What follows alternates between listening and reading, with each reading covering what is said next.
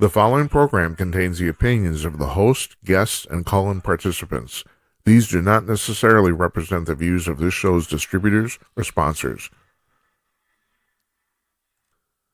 This program may contain obscene, profane, or otherwise objectionable language. Viewer discretion is advised.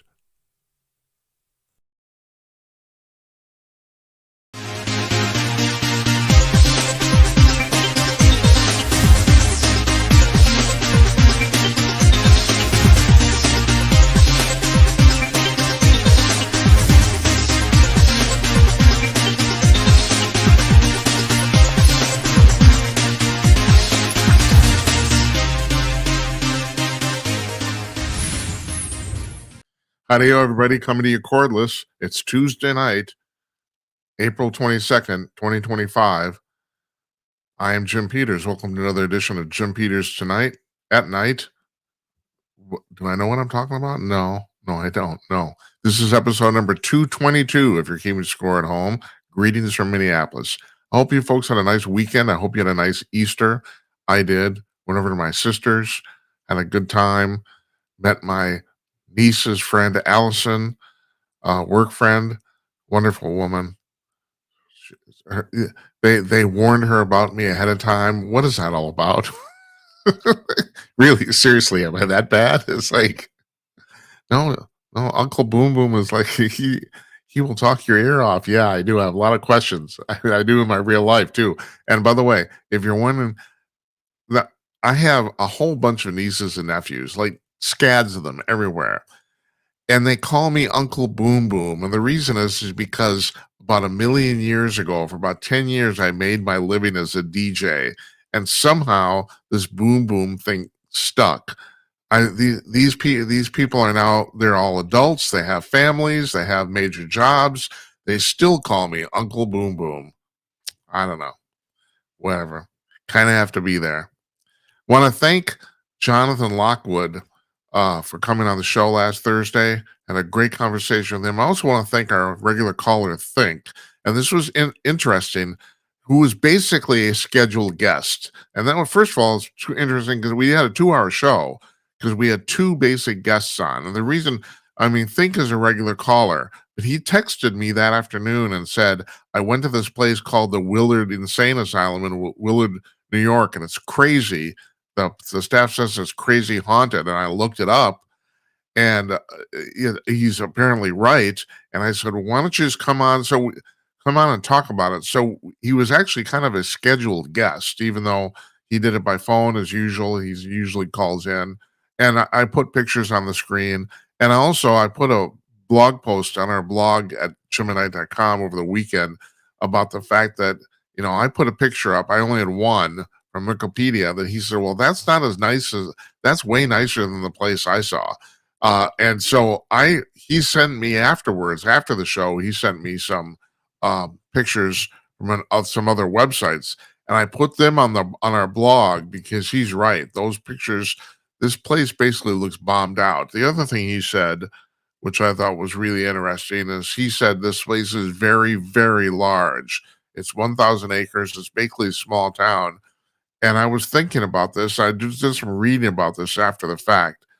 There's several places in the United States like that. There's one here in southern Minnesota, in a town called Faribault. That's also a very large complex for the mentally ill. But the thing about the Willard one in Willard, New York, is both probably arguably the first one and the largest. It was started in 1867. As a matter of fact, Abraham Lincoln signed the executive order to start construction 5 days before he was killed.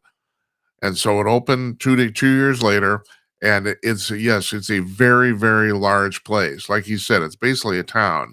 And the other thing, it was really interesting too about what he explained about this, and I confirmed this later too. It's a national monument now, even though they do not allow the public onto the site. It's 1,000 acres, so it's the size of a small town. It's very, very large.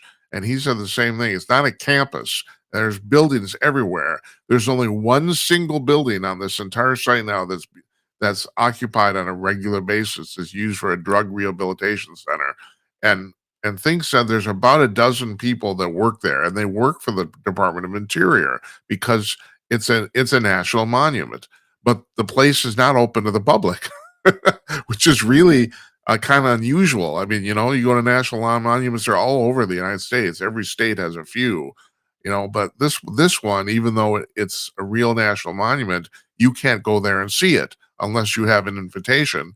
And apparently, very occasionally, they have tours. You can try to schedule one, and like every few years, they have a public one, but not very often, from what I understand. Anyway, he went there. He's a networking guy, and he went there to fix their computer networks. And they said if you watch that show, I mean, it was really fascinating. They said they would not leave him alone. They said the place is so pervasive with poltergeists and ghosts that they do not allow people to come onto the property and actually be on their own. They don't. Somebody tags along with you all the time because they're afraid you're going to get spooked to death. Crazy. And then Jonathan Lockwood was on before Think, and he was talking about the war in Ukraine. He was talking about war in space. I mean, he's a military historian. He's written 2 books. I mean, the guy was fascinating. I've asked him to come back. I hope he takes me up on that. That's it was very cool. Anyway, we had a very good show. It was just 1 minute shy of 2 hours. And, I want to ask you about that too. Now, we have open phones tonight. You can call in with this opinion on this. I don't know about these long shows. And we don't, compared to some other people, even our longest shows aren't that long. We're averaging about 90 minutes here. Uh, uh, Joe Rogan averages about 2.5 hours. It's not unusual for him to go over 3 hours. And our part-time producer here, Steven, he told me he was watching some interview on Joe Rogan. He said he had to tune back in like 6 times because the damn thing was so long. I don't know. Here's my feeling on this. I think that what Rogan's is doing is basically a fad because this is a fairly new medium. So people will do all sorts of stuff. It's like the beginning of television where people put up with all sorts of ridiculous crap. And after a while, if they got used to it, they want to put up with it anymore. And I think that's what's going to happen here too. But who knows how long that'll take. Although, if you look at the history of basically fads in the United States, especially technological fads, they have every single one, the fad timeline, for lack of a better term, has gotten shorter and shorter. I mean, you go back to radio, the 1920s, that lasted for like 30, 40 years. Then television came along, that lasted for 20, 30 years. Then the internet came along, Internet 1.0, that lasted for about 10 years. Now it's like Ray Kurzweil, we've talked about this on the show before, his theory about what's called the singularity, which is about the plateaus in between a disruptive technological change. And he said, based on the timeline he had seen historically around 2050, that would be about 25 years from now, or 45, 50, about 20, 25 years from now, there will be no stasis. There will be no plateaus. Things will be going there will be constant change. And he says that will cause a disruption in society because there will be no societal status either. And I think he's right. I think that's true. I mean, this is already happening. You know, I'm making arrangements here now to start doing shorter videos to put on TikTok because, well, like I was saying, people don't seem to be interested in watching long shows. Our attention span has gone nuts short. So anyway, I'm curious on if you have an opinion on that, call in 325 call Jim 325-225-5546. So yesterday we took yesterday off. I had I had a doctor's appointment. I have really good news. I have gone from being morbidly obese to just standard obese. Wow. Oh, Queers for Palestine. Yay. What the hell? But no, the doctor said, Jim, things are really improving. I've had a few rough years here. I had a heart surgery in January of 2021, 4 years ago. And basically, even though the surgery went fantastic, and then I had hip replacement last year in June of 24 last year.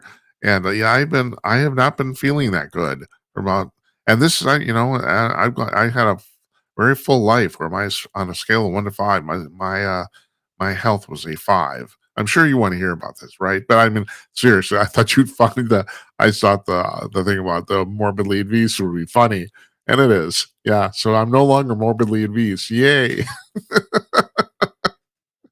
And then we spent the rest of yesterday upgrading the hardware in our studio.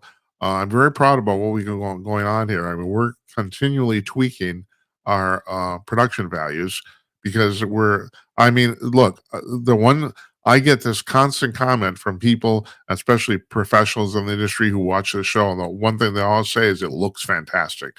And no, here's the deal. It doesn't look fantastic like compared to Fox News. It doesn't, because they have like 25 people in the control room and we have zero. It's me. But for what we're doing here, it looks fantastic. I agree, and I still want to make it even better. So yeah, we upgraded some hardware here. Nothing you can tell. My entire goal doing this show is not having to wear makeup. I've done plenty of TV in my life, and I do not want to wear makeup at all. I hate it. I hate it's the worst part about doing television is putting on and taking off makeup. And especially I know women are basically used to it. Maybe men aren't. I don't want to deal with it. So all this light, we're still going to add some more lights here because I'm still not really pleased with it. But yeah. So that's the goal. Jim just after, but now tonight it was one of those things about do I shave or not? I got a little bit of stubble, but not a lot, and I no, I'm lazy. I'm not gonna do that. I don't want to shave either, but I'm gonna because I look like a homeless person if I no beard's gonna happen here. That's not gonna happen. Even though I know it's very fashionable. I know that. I understand. So that was yesterday. Tonight we had open phones. Like I said, calls up 325 call Jim 325-225-5546 on the bottom of the screen right here. Scrolling by. You can send me a text message too at 408-458-5088. I got all that stuff on the side screen here. Comes up. And like I said, Think on last Thursday afternoon, he texted me and I got that. And of course, we get the text 24 hours a day. And the thing is, if you call in at 325 call Jim and we're not on the air, you can leave a 2-minute voice message. And I encourage you to do that. You can call in from your car. You can call in at McDonald's, whatever. I don't care. Entertain me. That's what I think. Tomorrow night, Larry Newman, bail bondsman extraordinaire and certified Bigfoot investigator, is joining us for his monthly soiree. There's a lot of Bigfoot sightings, man. A lot of them. Excuse me. I'm not burping into the microphone. I'm not going to do that. A lot of Bigfoot sightings all over the place. There's places in both the West Coast and the Northwest and in Pennsylvania. There's housing developments where people are saying that they see Bigfoot so regularly they don't even bother to report it anymore. The Bigfoot's walking through their backyard. It's like it's become a common occurrence. So you tell me. I mean, I have friends. Well, I have friends who don't buy the UFO thing either, but I have friends who do not buy the Bigfoot thing at all, even though I don't see any problem with an discovered primate, because there's plenty. Like for example, and I was going to talk about this on Thursday night. We ran out of time. They finally got photographs of the colossal shrimp. No, the colossal squid. Now, the colossal squid is different from the giant squid, okay?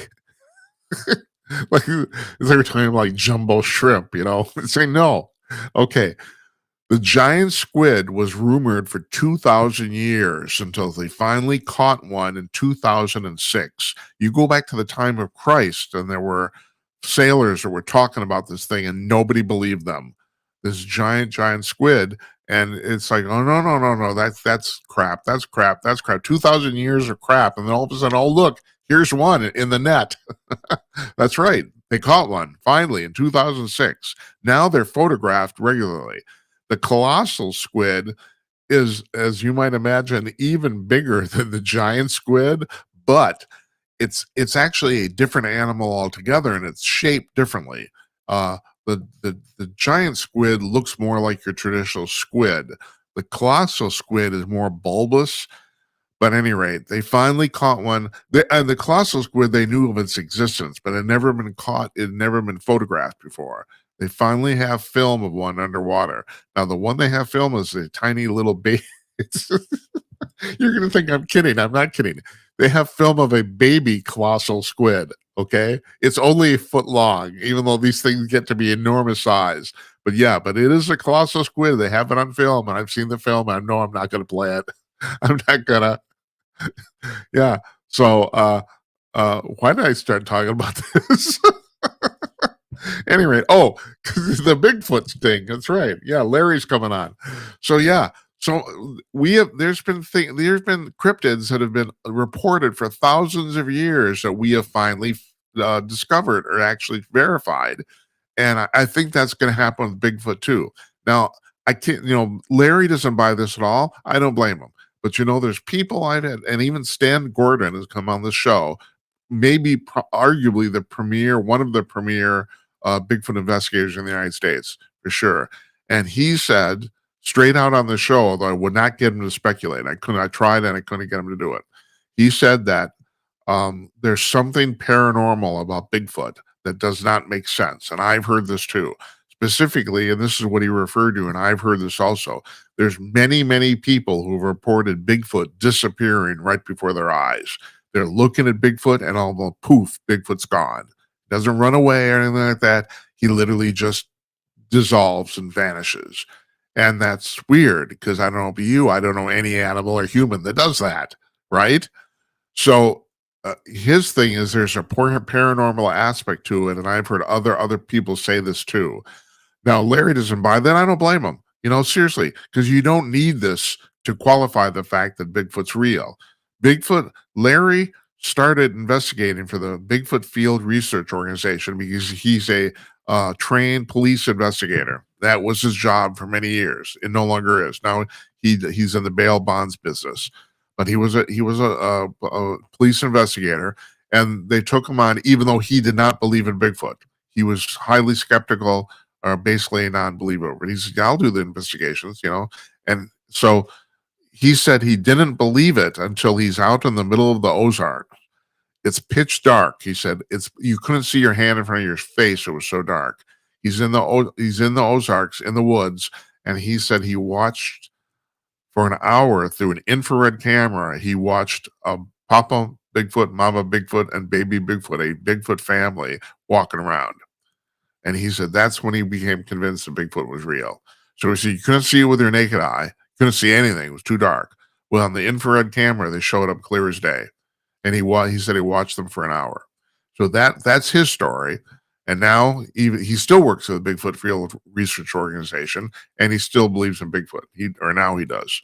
But like I said, what's being reported in certain parts of the country is that the Bigfoot sightings are so numerous, people are starting not even to report them anymore. They're just they become commonplace.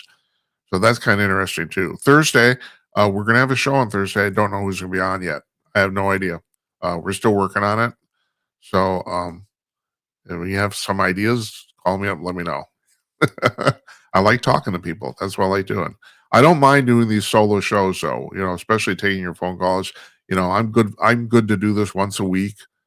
And basically the day depends on what we got going on or who's booked or I don't have to tell you this. The hardest thing about doing the show is booking guests. That's why on Thursday we did a 2-hour show, but for all practical purposes, we had 2 guests. I mean, Think probably would not consider himself a guest, and maybe you, the viewer, wouldn't either.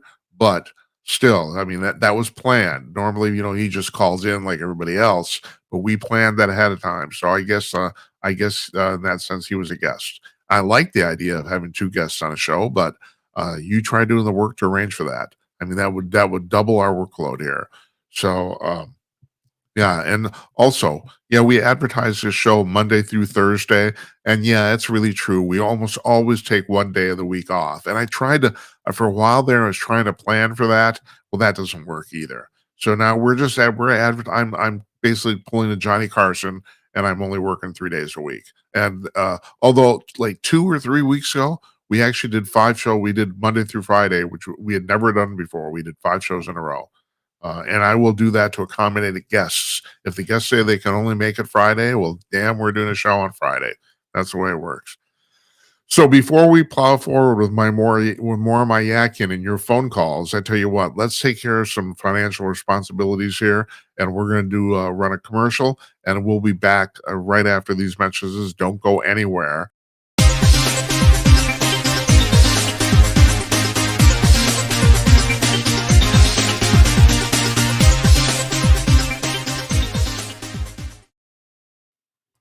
Hi, all. Jim Peters again for Conch News. Let me tell you one of the greatest things about Conch News. It's free. It's completely and totally free. You don't need to register. You don't need to log in, subscribe, none of that stuff. Sure, they run a few ads on the front page, but if you're an old fogey like me, you might actually appreciate this because when you check out Conch News at conch.com, you'll probably notice that it's the closest thing to an old fashioned hard copy newspaper that you'll find online. The latest up to the minute news from 75 high quality sources collected every 3 hours, all laid out with photos and headlines directly from the articles. And when you click on a story, you go directly to that story. No ad page, no interstitial page, none of that stuff. This is the way online news is meant to be. And did I mention that it's completely free? Seriously, how much of the stuff in America is free now, right? That's of quality anyway. So check this out for yourself. It's at conch.com, CONK.com. Conch News.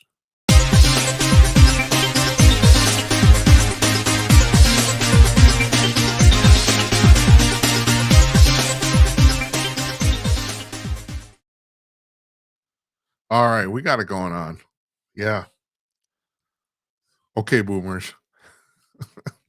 So it's for open phones tonight. Call me up 325-225-5546. That's 325 call Jim. And I bet you can remember that in your car. You can call in anytime, leave a message. We record them. You got 2 minutes if we're not on the air. You can text us also 408-458-5088. Same with that. Text is open 24 hours a day. All right, so I put this in the show description tonight. We're leading off with the death of Pope Francis. Uh, Cardinal Timothy Dolan of New York City wrote basically an obit in the New York Post today about Pope Francis. And I have to admit, at first I thought he was being sarcastic. I don't have to tell you this. I have said bad things. I have said really mean things about Pope Francis on the show. I have. I won't. In with respect to the dead here, I'm not going to repeat them, but you can go back and see. But anyway, I will tell you, I have not spoken well of the man. I've questioned his intelligence.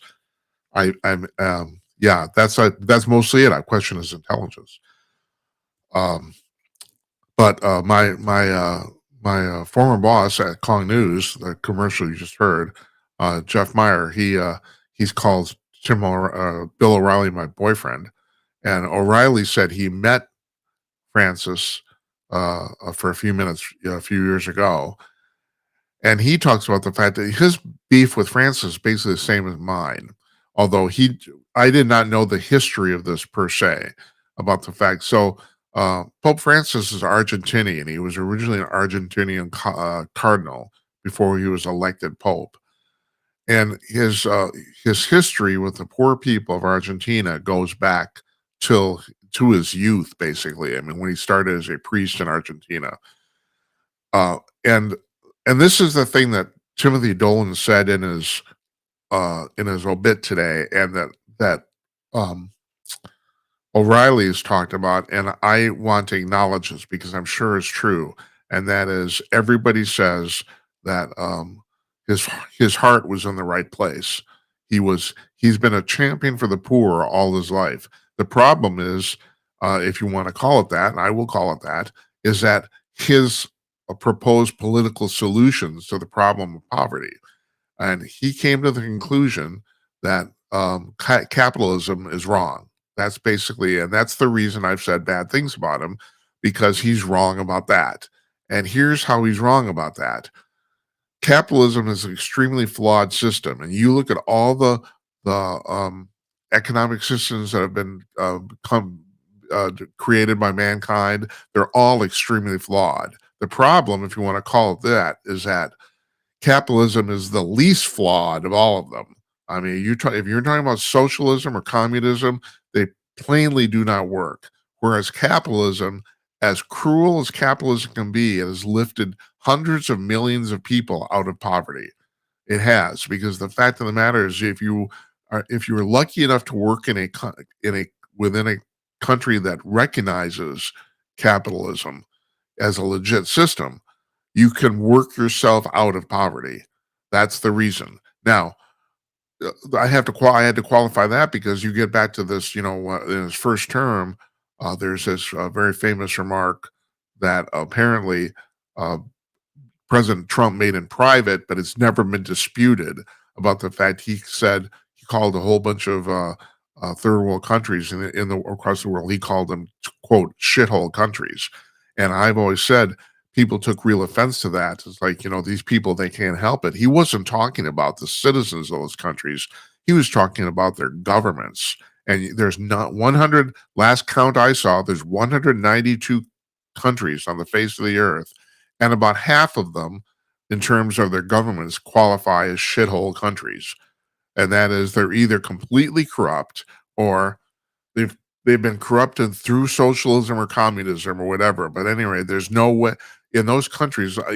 Let's use Haiti as a perfect example. There's simply no way you can get ahead. Haiti is such a corrupt government that it does not matter how hard you work or the average person cannot make it do anything legitimate to get ahead. I mean, you can connect yourself with the government and become a member of the government and maybe get ahead, but not through any sort of work or trade or barter or anything any other way. And that's about half the countries on earth, maybe even more. I mean, you talking about why the extraterrestrials don't want to land here, don't want to talk to us. We're completely messed up.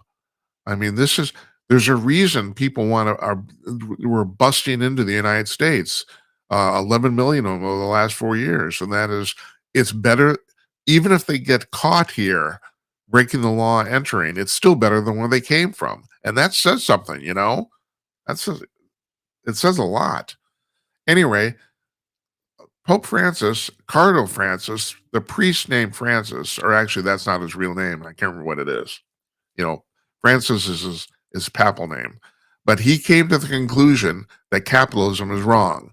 And he's wrong about that. He was wrong about that. And that's all there is to it. I won't even say that's a difference of opinion.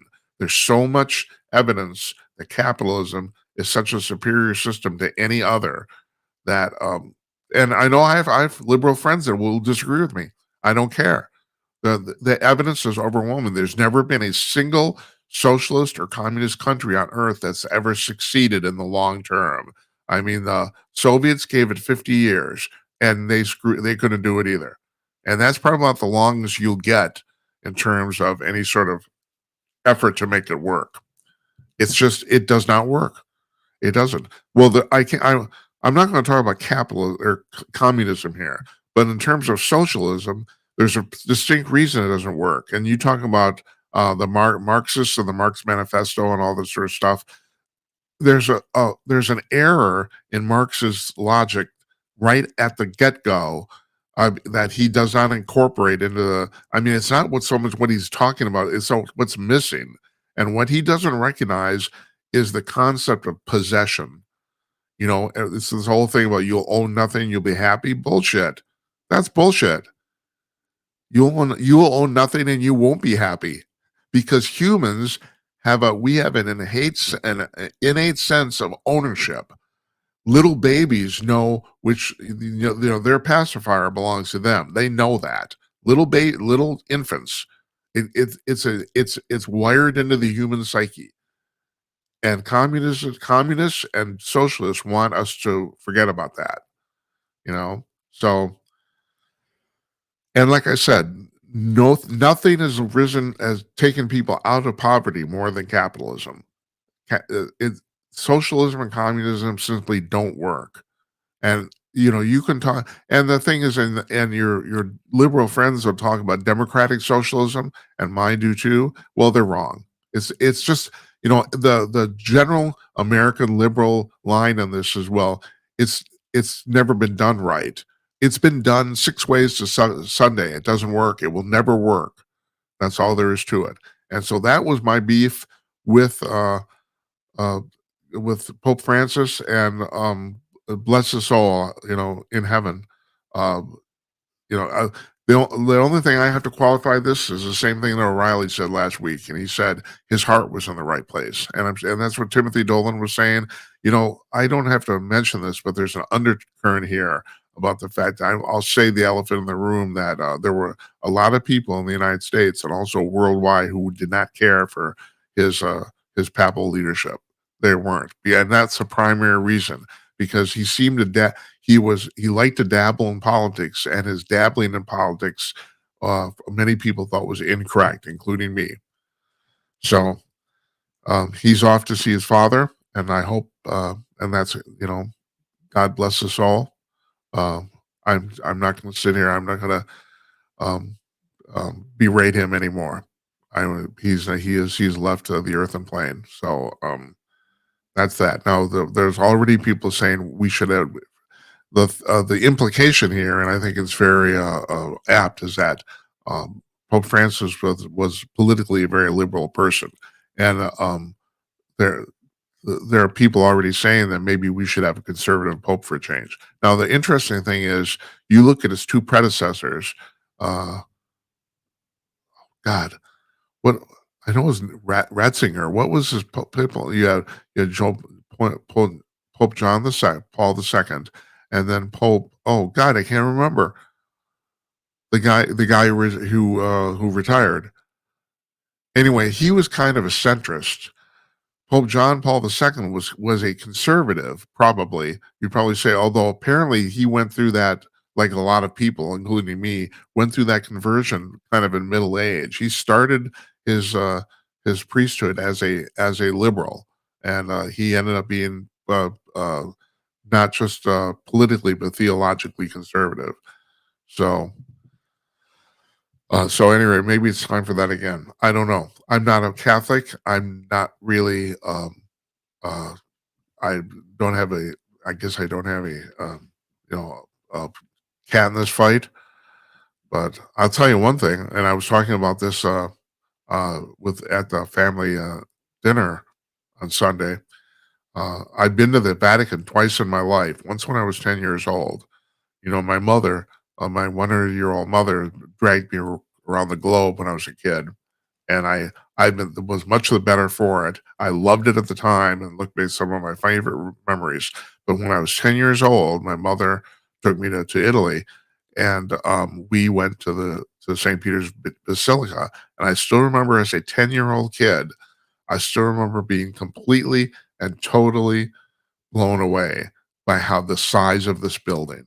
It was just, all right, we got a call, and I think this is kind of interesting.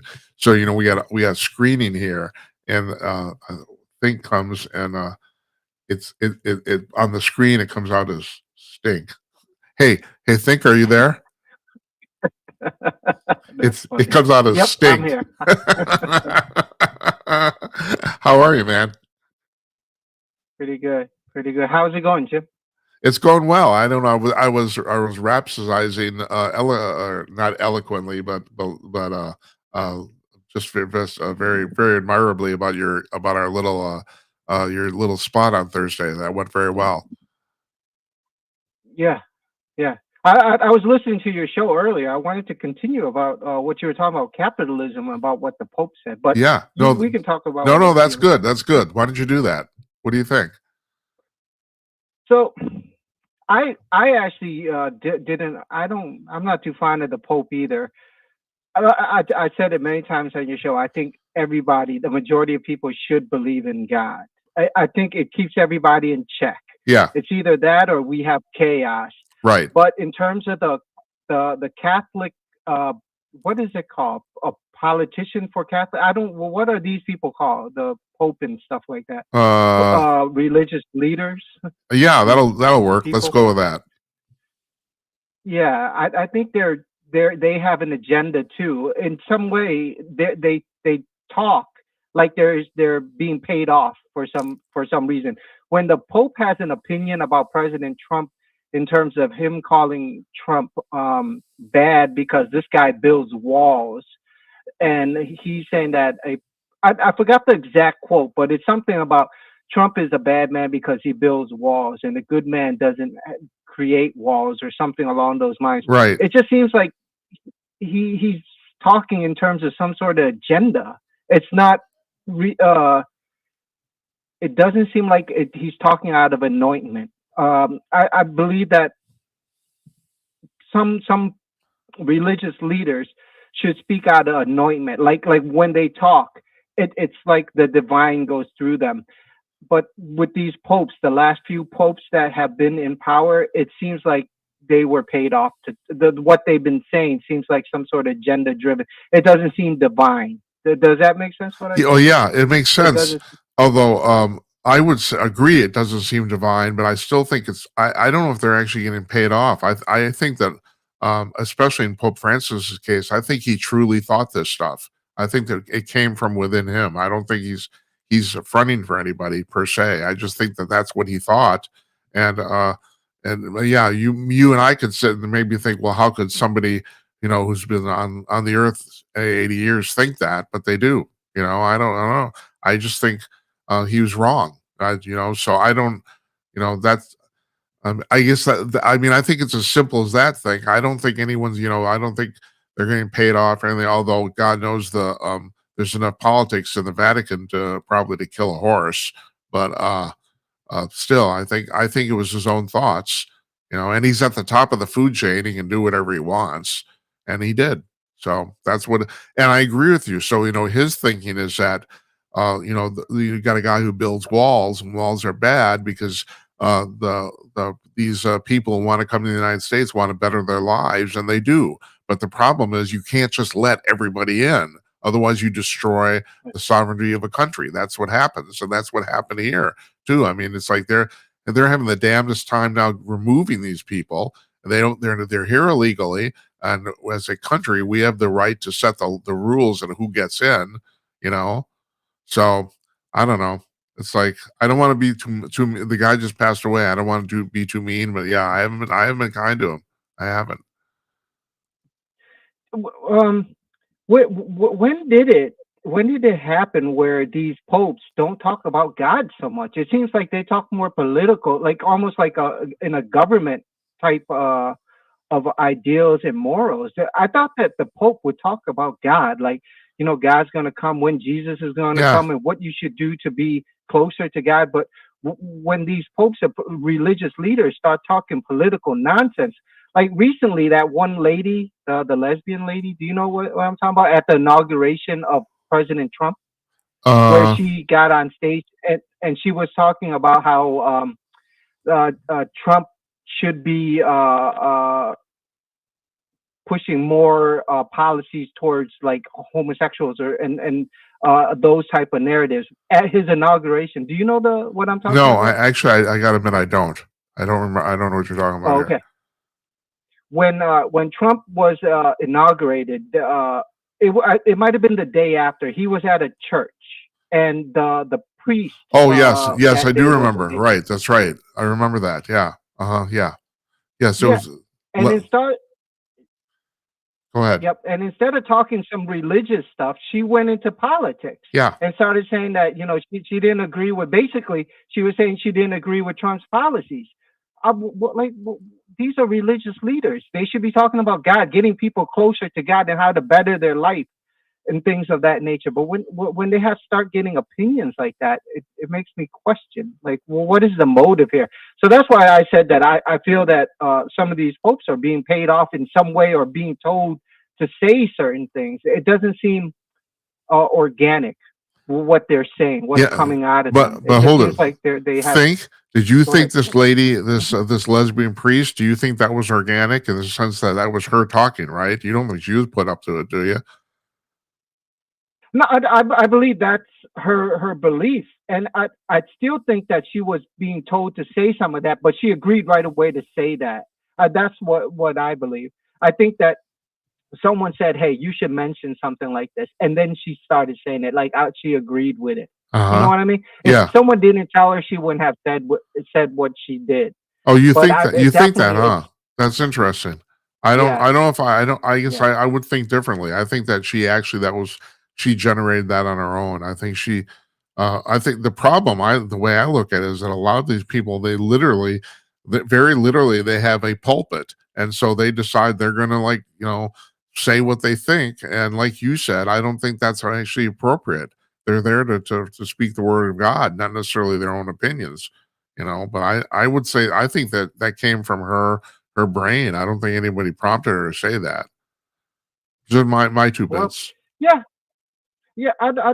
Yeah. It makes sense. It makes sense, and I agree with you too. Maybe it is her opinion, but I gotta tell you, Jim, when I was in college, I went to church every Sunday for years on end. I took this religion course. Oh, civilization course, and in there was some religious studies, and I was doing some studies, but then I got hooked on it.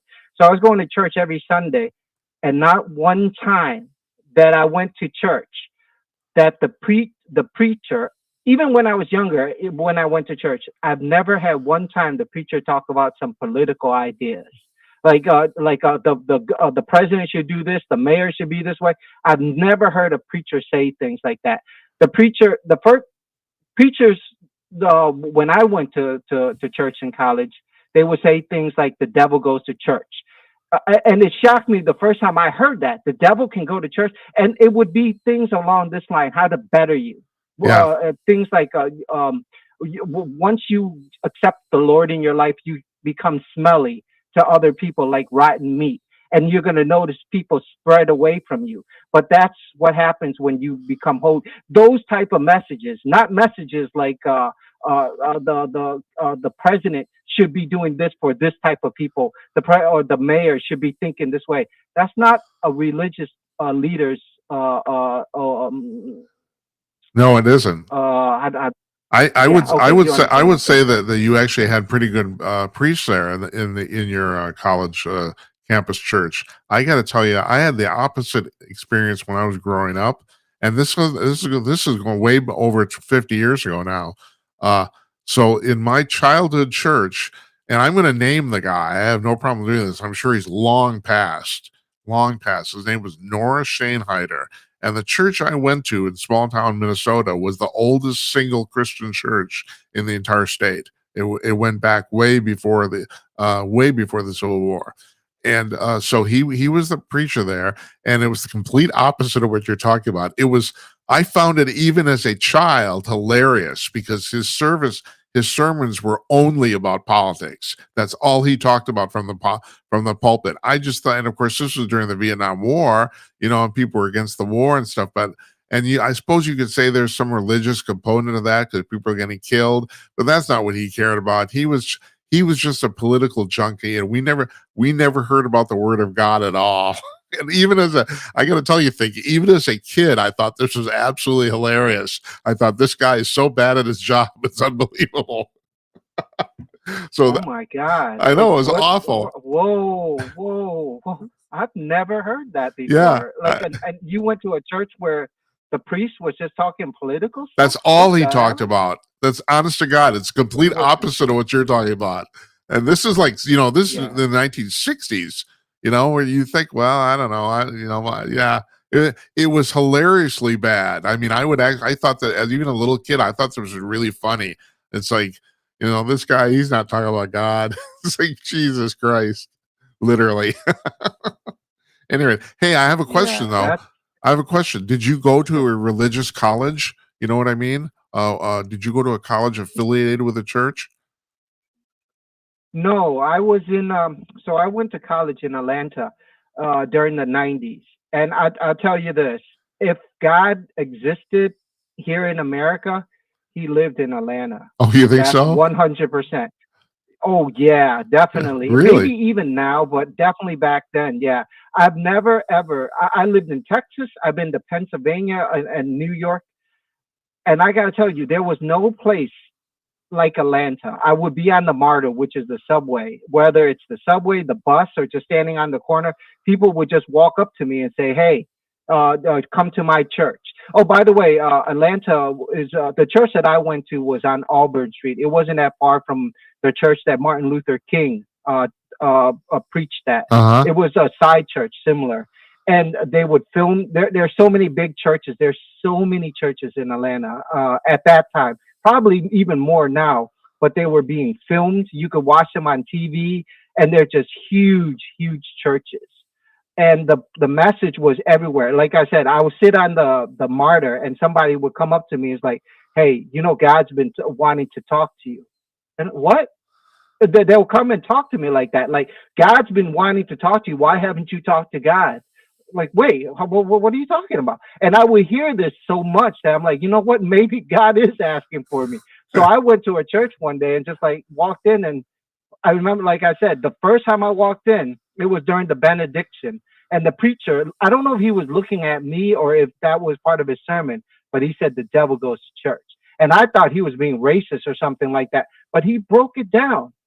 And I think that message is the only message that really stayed in me. And it basically, if anything changed me, it was that message right there. It made me question who my friends were and who my family members were. Because if the devil can go to church, a holy place, that means that the devil can be any person, Yeah. could be anywhere in your life. You know, This is it was not messages like that. this Go is ahead. not necessarily religious per se, but I heard a similar thing recently about someone was talking about Trump, about, people talking about that Trump's a psychopath. And somebody pointed out the fact that, well, the people who are really psychopaths never look like psychopaths. And Yeah. the example given was Trump and Barack Obama. They say, well, Trump acts crazy and he's uncouth, and he's unhinged and all that sort of stuff. But a real psychopath wouldn't act that way. You look at Barack Obama, a real calm, steady guy. Somebody said, well, he's a psychopath. And now I have no idea. I've never met Barack Obama. I have no opinion on this either way. But I've read people who say who know him said he is a psychopath, that he is. But the point is exactly like you're talking about. The devil will come to church. The person who someone who isn't the devil might not come to church. Whereas Trump is not a psychopath because Trump literally acts crazy, and psychopaths Yeah. wouldn't do that. So because they you'd cue off that. So I don't know. I found that kind of interesting, but yeah, yeah, I understand what you're talking In about. You're right. Yeah, in my adulthood now, I've realized that I got to be careful of a smile. So wh- wh- I'm a field engineer. I travel a lot to different locations, and if I go to a location and a manager smiles at me like a long smile, looks at me and smiles a long time, I know that there's some sort of nefarious thing going through that manager's mind. Like I know that okay, there's going to be some sort of problem. Like they're thinking of some way to like screw me over Yeah, when right. someone smiles like Yeah, that. Yeah, I agree yeah. with you, So and I question. I didn't figure that out till I was way in the middle age. I didn't figure that out till I was way older in life. About there's something to that. I remember reading about the fact that John Lennon, for his Imagine album, which was like 3 or 4 years before he was killed, he didn't want to be seen smiling on the album cover. And at that time, I'm like 23 or something like that. And I'm thinking, well, God, that's weird. Why wouldn't you want to be smiling on an album cover? And it wasn't until years later that I understand what you're talking about. There's something smiling can be convey. I don't know if you'd say it's evil or whatever, but it sometimes conveys a nefarious purpose. And I know exactly what you're talking about. You're right. Yeah, yeah. Okay. Well, hey, let me tell you something. I got a rundown here, and let me run some stuff by you that I want to talk about. I wanted to talk about this thing about the Supreme Court case about the GBQ books that they're in Maryland that they're gonna. Are you familiar with this thing? Hello, Think, are you there? Hello?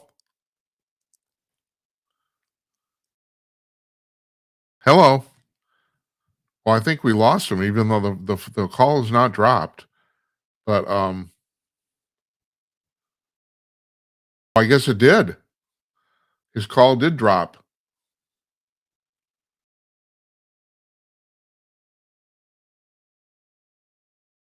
Think, is this Hey, you? sorry. I Yeah, yeah, sorry. I don't know what's up with my connection. It's that's weird. alright. Happens all the time. All the time. So Yep. I don't know, did you catch what I was talking about there?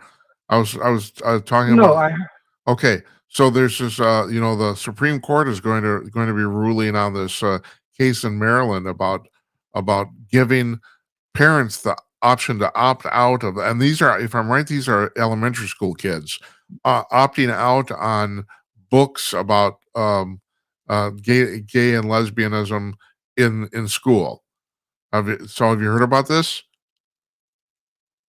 no, but I've heard similar things. Yeah, I heard similar things. I didn't know that they're actually going forth with this now. Yeah, That's good. so That's it appears they had a very contentious, or actually, I guess, dynamic discussion in the Supreme Court today about this, and a lot of uh, the justices had a lot of questions. But right now, it looks like, based on the questioning, that the court is kind of going to be. It looks like they're leaning toward ruling for the parents. So the idea is that previously in Maryland, in the state of Maryland, the parents could opt out of their children being. They could take their children out of class if they did not want them being exposed to this material, and the school board in Maryland, for the state of Maryland, said now they can no longer do that, and that's precisely what the case is about. But my thing is, so I don't know about I ended up, I had the first sexual sex orientation or sex education I had in public school was in seventh grade, where we were 12 and 13 years old.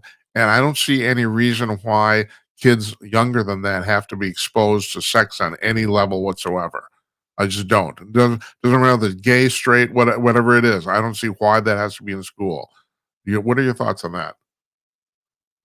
I agree with you on that. But before I state my opinion, you had said that so in Maryland, the Board of Education there is siding with the parents that the schools will not have homosexuality in their reading credentials, right? Is that what you were saying? All right, this is the way I understand it, best as I got this, and that is the state school board previous to this would allow parents to take their children out of class if a lesbian or transgender issues are going to be discussed.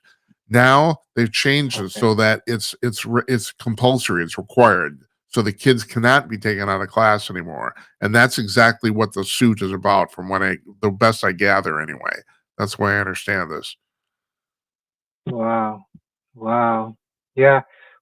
Well, Trump said that, he got rid of the federal board of education. He says it's up to the state. So if that's what the state wants, I mean, isn't it based on the majority though? I guess the majority of parents want kids to be allowed to read this type of stuff there. I take it. Is that Well, what it my is? impression is that the I don't know if it's a large majority, but the majority of parents want the option to be able to take their kids out, because that's even what came up during the amazing thing is today, like even Justice Sotomayor, who's famously very liberal, even she questioned about the fact that parents couldn't pull their kids out of class for this. So that was taken as a very good sign for the parents' case. Legally it's complex, and you have a point there too. Even if they side with the parents on this, that doesn't necessarily mean this ruling is applied to all states, because just like you said, it's a education is a state by state issue.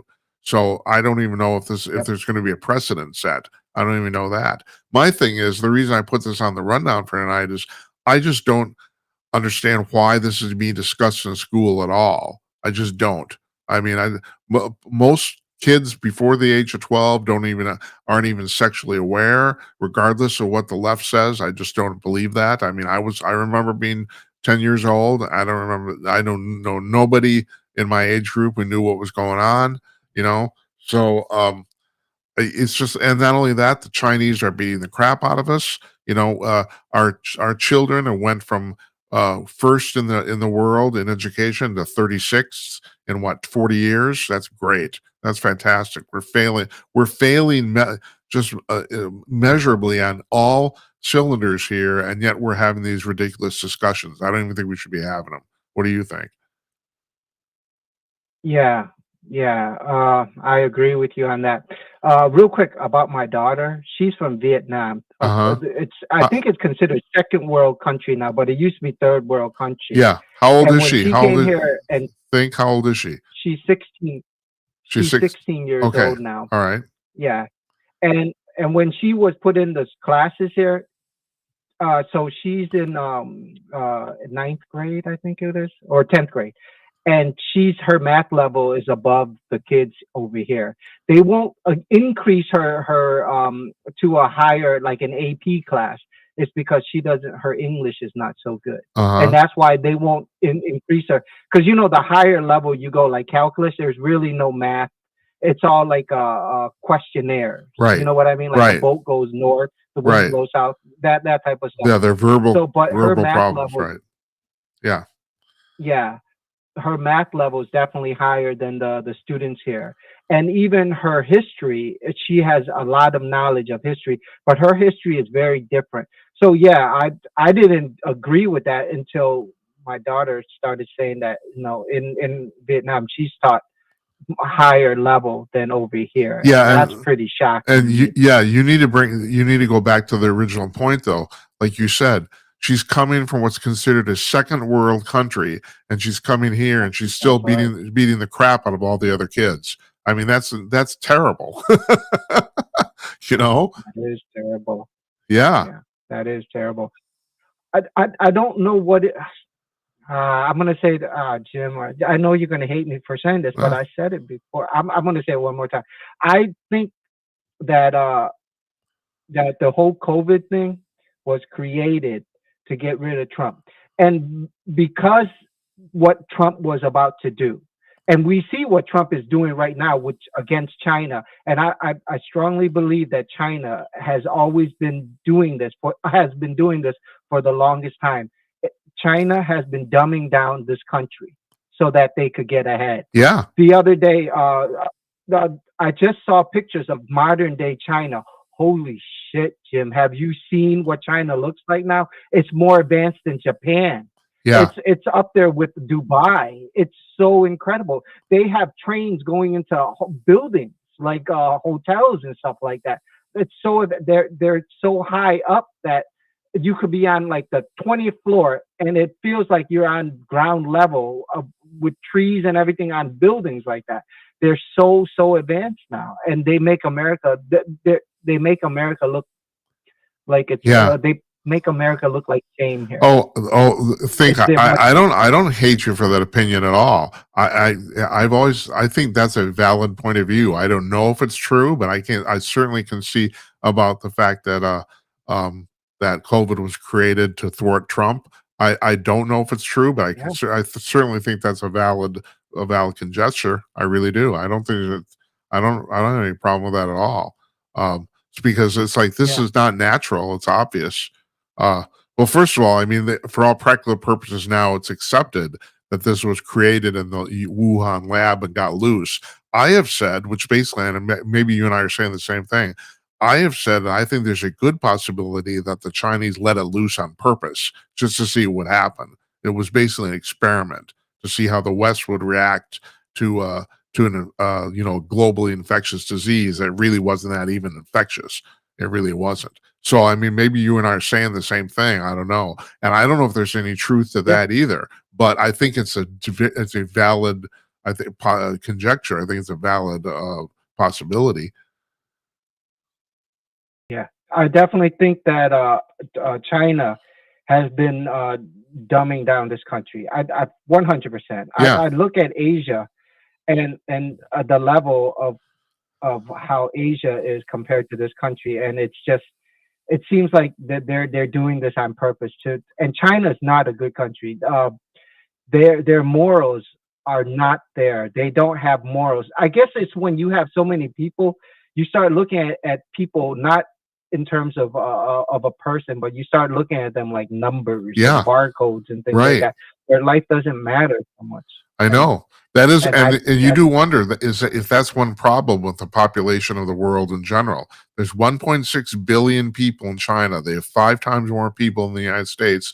There's 8 billion people on Earth, and then you start to wonder, yeah, maybe human life isn't that important. It's like Jesus, we're all ridiculously replaceable. And yeah, I totally agree with you. It's like they're not very moral. No, not only that, they steal from us freaking blind. And this has been one it's hundred. yeah, go ahead. No, I was just saying 100%. They've been stealing from this country.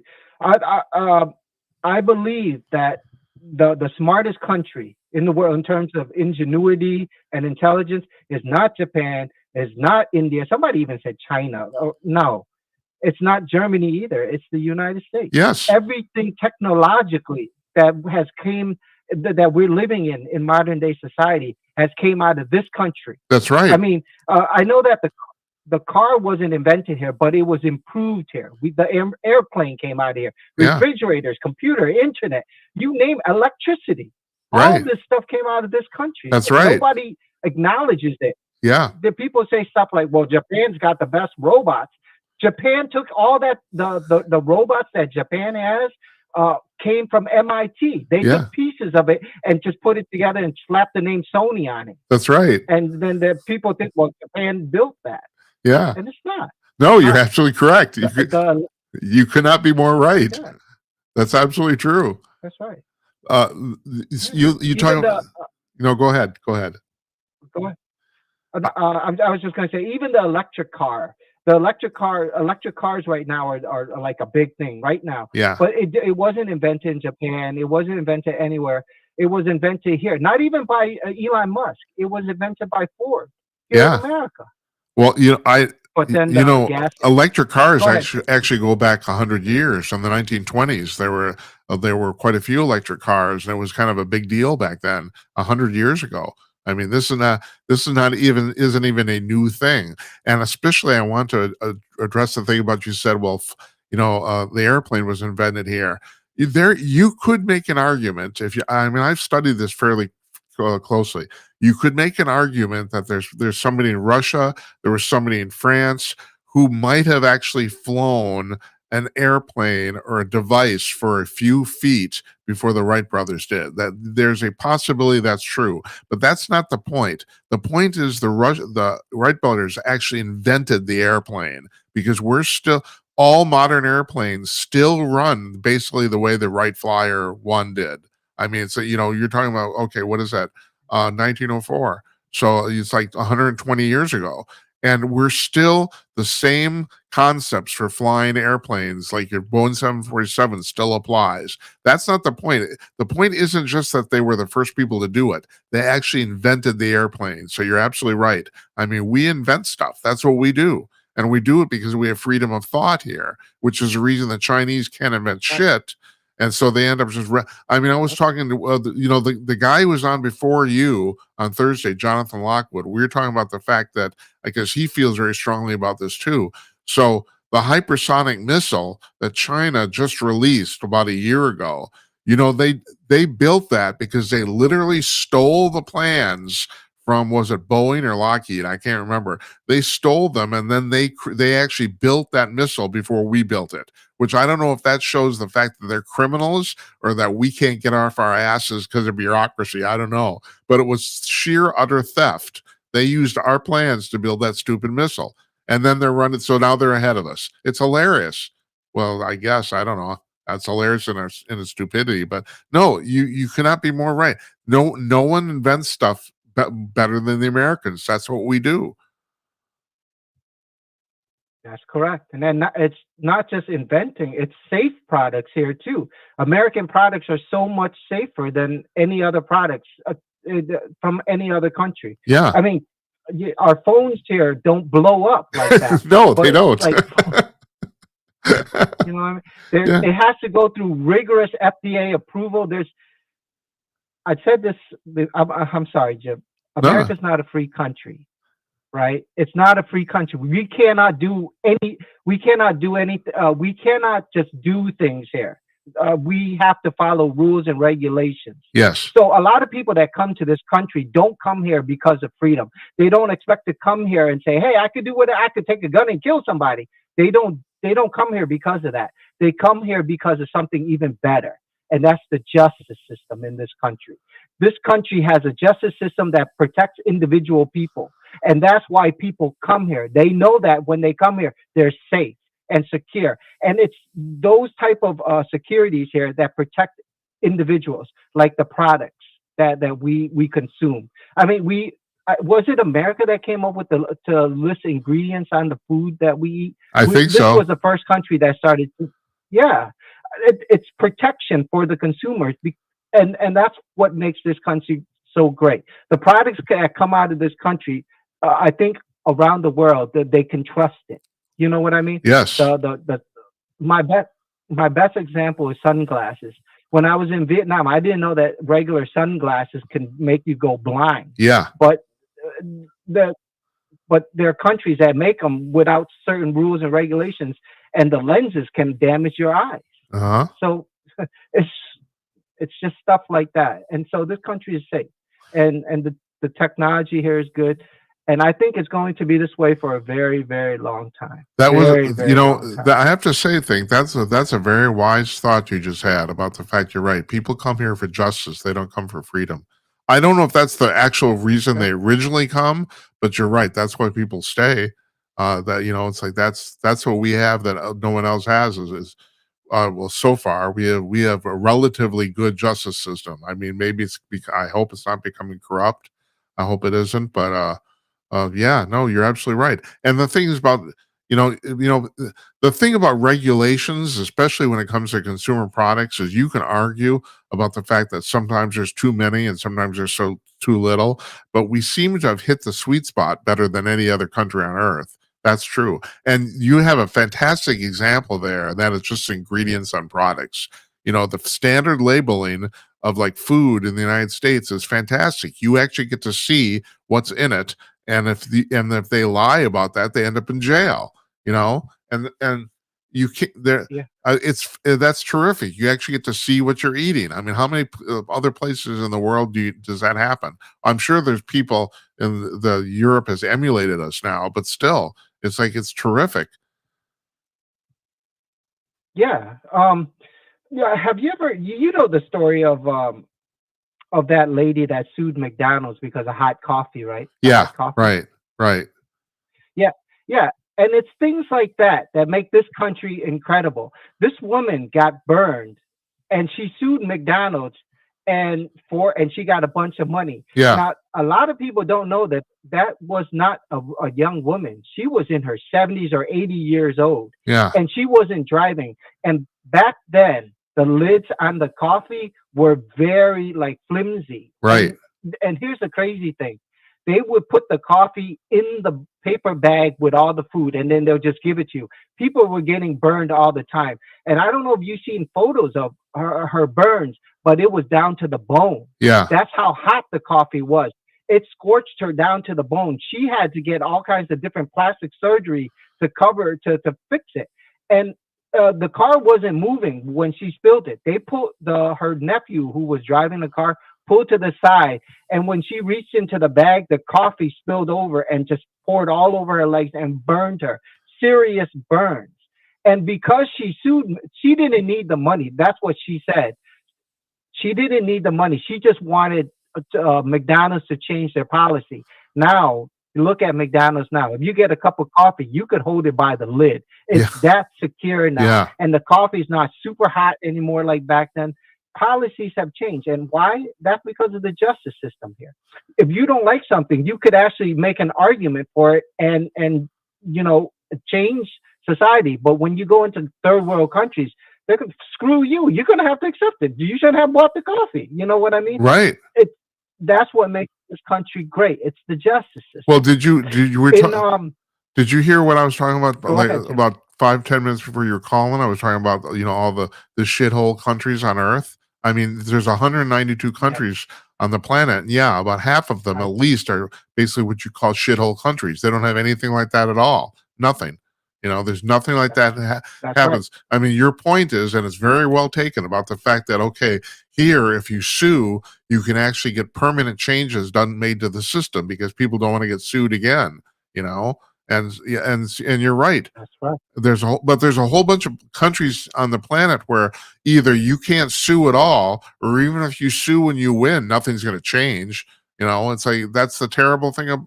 I mean, yeah, you very well put. Think you're absolutely right. It's a fantastic example. Now, I do have to run something by you though. I do wonder about this. Sometimes I wonder, and you're right. This woman, she didn't really care about the money. She just wanted McDonald's to change their system, and so the award was steep because it was punitive. I do wonder if some of these punitive awards have gotten a little out of hand. I do wonder that. I'm going to give an example, and this is politically tainted, so maybe that's the problem here. So Rudy Giuliani got sued by two women who work in the clerks in the voting clerk's office in, I can't remember what's the name of the county in Detroit. Is that Wayne County?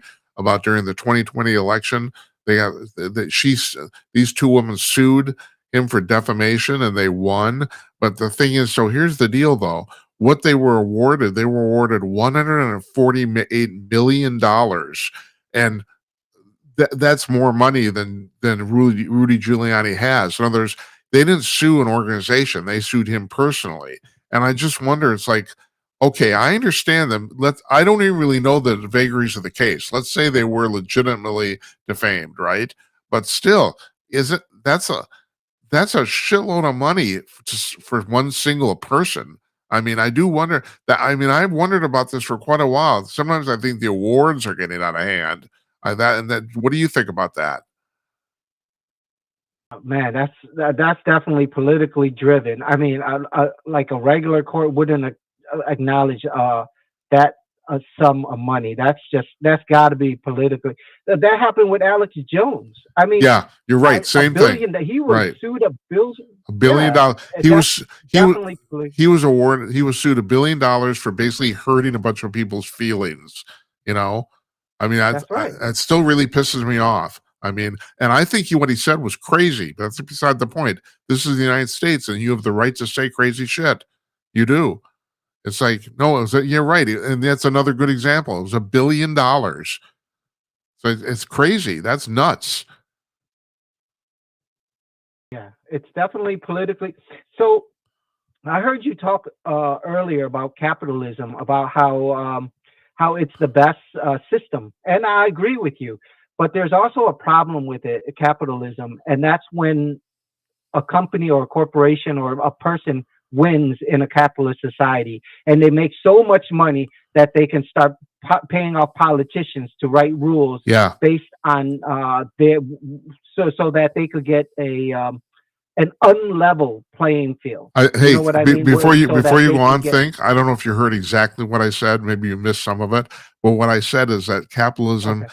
is the least flawed of all flawed systems. Yeah. What I said is that it's like there's no Yeah. system that's really fantastic, but capitalism is basically the least worst, is what I said. But you're right anyway. That's right. So go And ahead. I agree. Yeah. Yeah, and I agree with you. Yeah, capitalist society is the least. It's not perfect, No. but it's the least right now. Uh, the problem is that here in America, what I'm seeing is when a company gets so good and wins, and they make so much money, and they start paying off. A prime example of this is Teflon. Do you know the story of Teflon? No, actually I don't. So they Okay, so we all know that Teflon is bad for you, Yeah. and the courts even know that it's bad for you, right? And DuPont, which invented Teflon, knows it's bad for you. They're getting sued right now, but yet we can still buy products with Teflon. Why? It's because Teflon uh, uh, is has hired really good lawyers, and they set this thing with the courts where these people that are suing Teflon, they're suing them one at a time. So I think the number is like 100,000 people have had problems with Teflon, like all kinds of cancers and all kinds. So Teflon made this agreement with the courts to have each individual person appear in court, and so they're getting sued individually. And here's the thing, Jim: they lose. They lose at every person. And so each time they lose, they have to pay these people like 2 million, 3 million, 4 million. But every year they're making billions of dollars off selling Teflon. Oh, So every time they pay off somebody 2 or 3 million, it doesn't bother them because they're still allowed to pay 3 or 4 billion. They're still making billions of no, dollars. think Does that I make did sense not what know I this just at said? all. That's fascinating. So you're saying that they've come to the conclusion because every one of these people are appearing and their suits are resolving individually, that the awards they're paying these That's right. people piecemeal is way, way less than the amount of money they're making actually using Teflon. That's what you're saying, right? That's correct. And they're going to lose. They're going to lose eventually, but they're saying it's probably going to be another 5, 10 years before they can go through the hundreds of thousands of people. Right. And then this whole Teflon is going to be not banned. But right now, they're not banning it because they still got to go through what, like 50,000 people. You would think, though, that So the government would step in. You're talking about regulation earlier. The government would certainly simply step in and say, "Well, you can't sell this anymore." You would think that, but they're probably paying off the politicians too, huh? yeah, and this is from the Democratic the left that they've been paying off. A company like DuPont is not like 100 million; they're multi-billion Of dollar course, company, right. That's right. and so they can afford to pay. Yeah, they can afford to pay off. If a politician was offered like $100 million to write some sort of rule and reg, I think they'll take it, Jim. I'm sorry, Oh I no, just don't think that no, that no, that no. morals. Yeah, so let's be more specific about this. They will find somebody to take it. Not everybody will, but you go through That's enough right. politicians and That's right. sooner or later you'll find somebody to take it. That's absolutely right.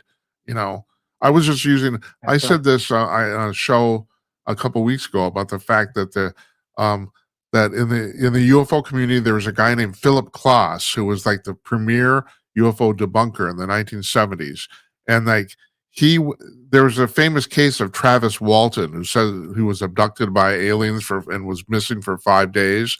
But there was half a dozen people with him when that happened, and those six guys, they all attest. They all had the same story. They all passed numerous lie detector tests, but one of them, who lived in the woods in Arizona, he said that Class, who was from Washington D.C., came to his house in the middle of nowhere and offered him $50,000. This is in 1970 money, probably about a quarter of a million now.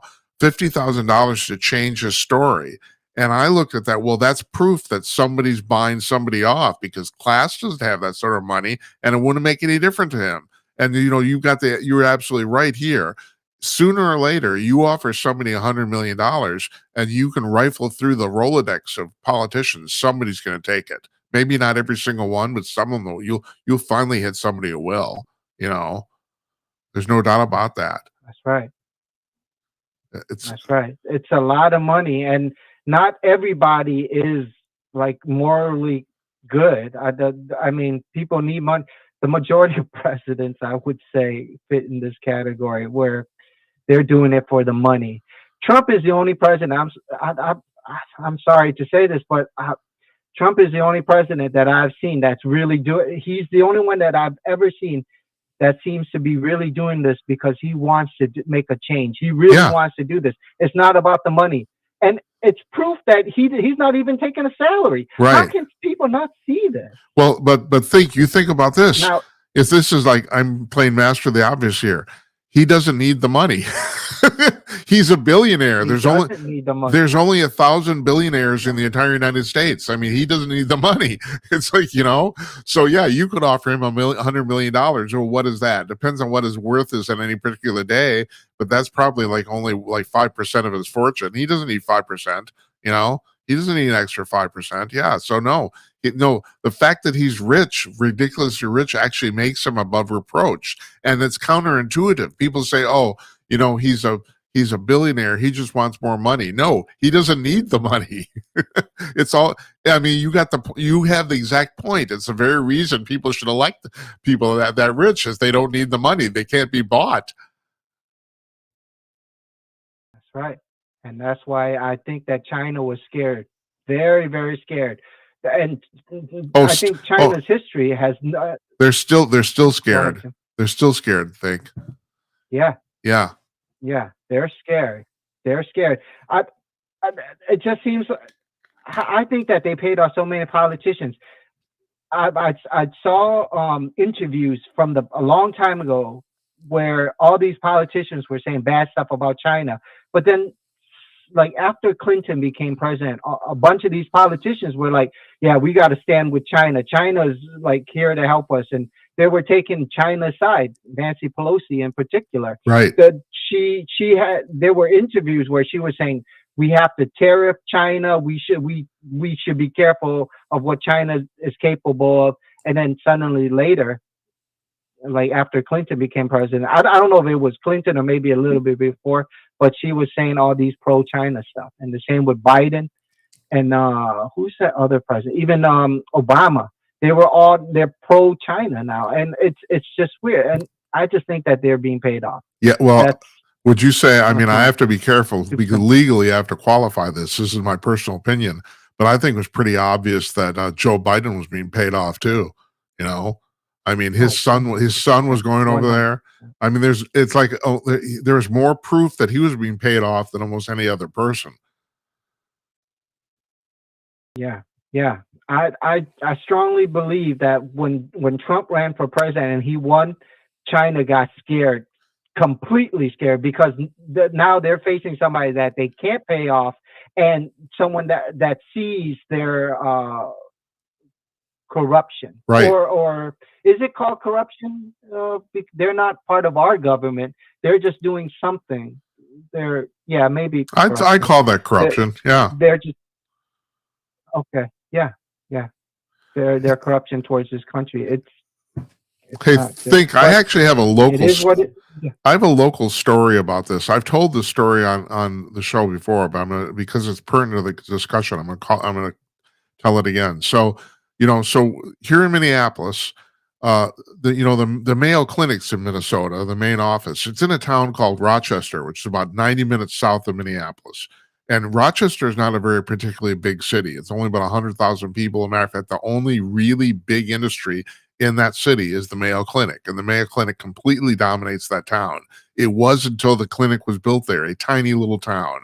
And then the town basically mushroomed around the clinic. The clinic's huge. Matter of fact, the clinic takes up half the downtown, and there's skyscrapers in this little city that shouldn't be there because of the clinic. But here's the reason I bring this up. The drive from Minneapolis to Rochester is 90 minutes. I know privately, because I know some people actually run the clinic, that they rue the day. The clinic was built there like 100 years ago. They should have built the clinic in Minneapolis, and they should have, right? But the thing is, it's in this little town, so, and they have an airport there. So if you're from Saudi Arabia and you fly to the Mayo Clinic, you do fly directly into Rochester. They actually have an international airport, but the clinic, it bothers them that they're not in Minneapolis. So, at any rate, this happened about 3-4 years ago. A bunch of wealthy people in Minneapolis decided that they're going to build a high-speed rail line from Rochester to downtown Minneapolis. So it was going to take 45 minutes. In other words, it would take half the time it does to drive. Okay. So high-speed rail, it's running like 120 miles an hour or whatever it is.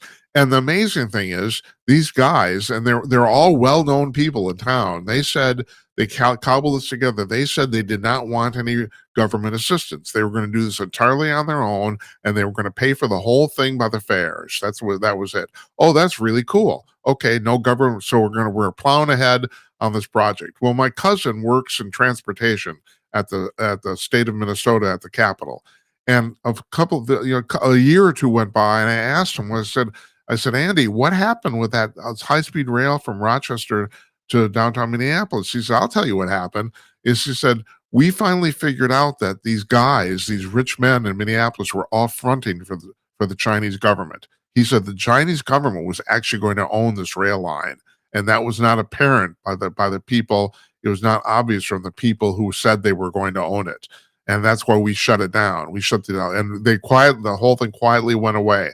But if you study the history of China and their 100-year plan to take over the world, their idea is to basically buy every single piece of American infrastructure piecemeal, one at a time. And this was one of their moves on that. So yeah, this thing didn't get built because it turned out actually the Chinese were building it, not a bunch of people from Minneapolis. Anyway, that's my story on that. But I thought that's indicative of anything, you know. Yeah, I heard very similar stories to what you were talking about, where China was buying land here in America, and they'll build a highway, and then they'll charge a toll on that highway and collect the fees from that toll. Yeah. I know they do that in Vietnam. There's bridges that they built in Vietnam, and they'll charge tolls for whoever uses that bridge. Uh-huh. And it's the same with the highway system over there. And I heard that they did that here in America too, right? Yeah, well, I know they've been I heard buying it somewhere. farmland because I know in North and South Dakota they've been buying hundreds of thousands of acres of farmland. But the weird thing about that is there's a whole, especially in North Dakota, there's a whole bunch of nuclear missile silos there. That's one of the major parts of the United States where they exist. So they're buying these farmland close to the nuclear facilities. So I don't know. It's just the fact that this is even allowed is just ridiculous. I know the Congress is thinking about shutting it down, but I don't think they've actually passed anything yet. So it's crazy. Just Yeah, that's kind of odd that a country can buy, but I'm pretty sure they probably went through some sort of legal steps, like had a native Chinese citizen here in America buy the land for them. You know what I mean? yeah, right. Like kind of yeah. Was So this they're doing it legally, but on the low, it's really some right? government stuff that they're slowly buying. Oh, and it's Yeah. legal, but you're absolutely right. They're probably just using a front the way the guys they were using these guys in Minneapolis as a front. Same thing, you know. Yeah. Yeah. Yeah. It's just more evidence to my theory that this whole thing about the whole COVID stuff. Because I gotta tell you, it's the weirdest thing. I didn't see that many deaths, and everyone. I didn't see that many deaths. I do know that people have died from COVID, but I'll tell you, I didn't see that. No one immediate around me, like that I knew, died from COVID. But I knew people that died from COVID. Yeah, right, And I right. gotta tell you, everybody that I know has gotten COVID. Yeah, Everybody I know, even I got it. Everybody, and so I don't think it was that bad. But why was it such a big issue where we had to shut down the whole country? And I mean, we're going through inflation now because of this. What had happened? It was a weird thing that took place. Very, very weird. uh, And it's when Trump was president. That's all. That's think I've why. told this story on the show before, but I'm going to tell it again because it's once again it's pertinent to what you're talking about. So um, the lockdowns for COVID basically started on Saturday, March 10th, 2020. And I remember that distinctly because I was supposed to go to a fundraiser that night for something that's really important, dear to my heart, and it was canceled very suddenly. It was canceled like a few hours before it started. And it turns out that's when everything in America started to be shut down that weekend. And the reason I bring that up is because I started working for Conk News and my friend Jeff Meyer in April, about 4 weeks later. And the very first thing we were going to do, and that we actually did run it for about 6 weeks, is we did a nightly, but it was not a show like this. We did a nightly 15-minute newscast. It was not live, but it was on video, and we posted on YouTube. And we did it 5 nights a week, and we did it for about 6 weeks. We canceled it because of other business reasons, but anyway, it started in April and it ran through May. So because of that, in April, I started keeping track of statistics from the CDC and the state of Minnesota website regarding deaths and who's getting sick, just like what you're talking about. after about a month or about 4 weeks of collecting the statistics, it was plainly obvious to me that this was a disease of the old and the sick. The only people getting seriously ill or dying from it were the elderly. That was plainly obvious from the numbers. And I'm starting to look at this. I'm thinking, well, how come no one else is noticing this?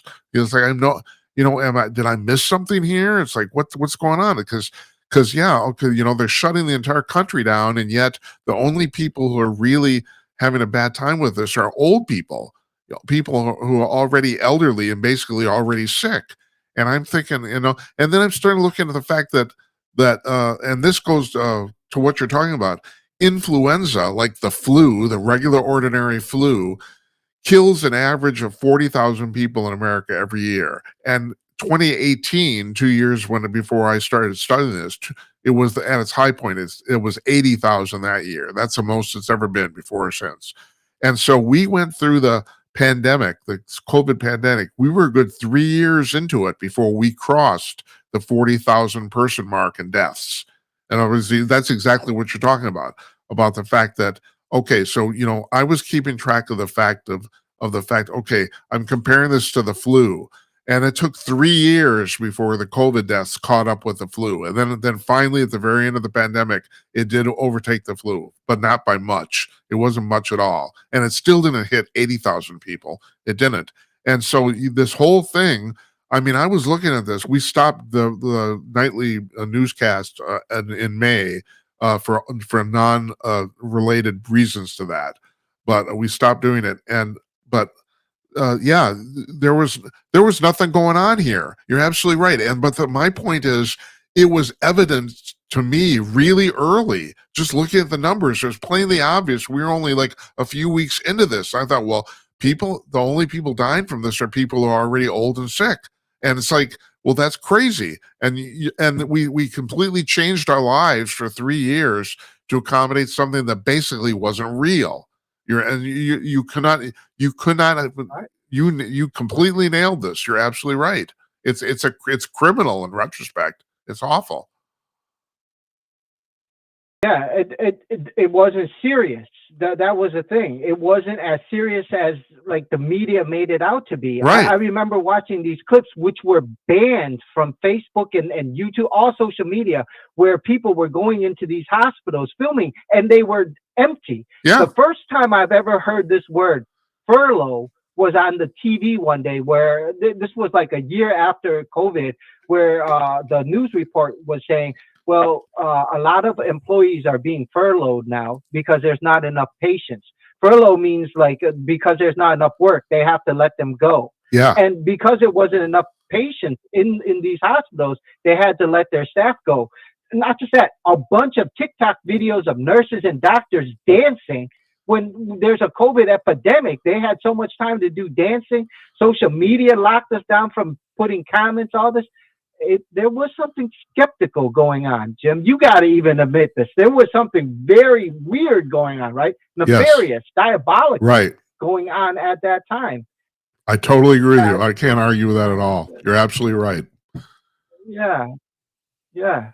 And I saw some of the weirdest thing, and not just that. We also had all these weird riots come out of this thing. Like Seattle, was it? It was Yeah. Seattle where the mayor allowed people to camp the downtown. Yeah. You know what I'm talking about? They Yeah. took over the downtown and just lived there. That's and the right. mayor said it's okay to do that. Right. What the I know. unbelievable. It's like, well, yeah, That's it's like, political. yeah, we lost our minds. You're absolutely right. Yeah, and you don't have to tell me It about was all that, pure because political theater. that's right. It was, but Yeah. it started here in Minneapolis. So I'm familiar with all this whole thing with George Floyd. And now I've been trying to have a woman on, the woman who did the documentary, The Fall of Minneapolis. Her name is Liz Collin. I've been trying to get her on the show for a year. She's too damn busy, I think. But that, she contends, and as far as I know, she's right about the fact that, this Dennis Chauvin guy didn't kill George Floyd. He died of natural causes. It just happened. The timing was just really weird. And so, this whole thing that started to look, this white policeman killed this black this black guy, it was all bullshit. There's it was complete and utter bullshit. And she wrote a book about it and did a documentary and basically has proved it. And this guy's still sitting in prison, and he might sit in prison for the rest of his life.